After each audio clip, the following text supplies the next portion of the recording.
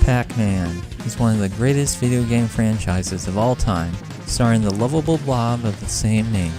The character is so beloved that Mario creator Shigeru Miyamoto considers him his favorite among the industry. With the series so profitable and successful, of course there's been countless follow-ups, ports, sequels, remakes, incarnations, and spin-offs.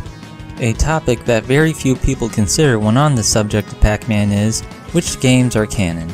Now, some of you may think it's a bit ridiculous to apply that term to a game series with a general lack of story, but that's not what I'm referring to in this case. People seem to accept that any Pac-Man game released by Namco or Bandai Namco is official, but there's a deeper level of authenticity within this franchise.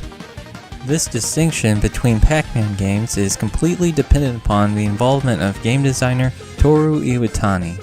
He is the original designer and creator of the Pac-Man arcade, released back in 1980.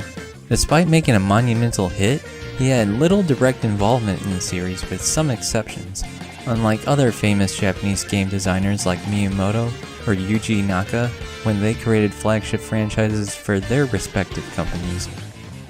He doesn't even consider Pac-Man to be the best game he created. That honor goes to the relatively obscure arcade game Libble Rabble, released in 1983. After finishing Libble Rabble and its relative failure, it seems he had taken a more advisory, less hands-on role at Namco until finally leaving the company, now known as Bandai Namco, in 2007 to become a professor at Tokyo Polytechnic University.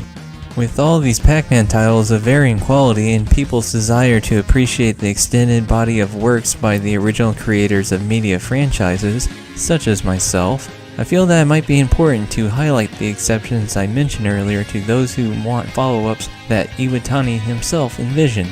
So let's take a look at the 3 Pac-Man games that he had a close hand in by talking about their respective histories and reviewing the gameplay contained in each title.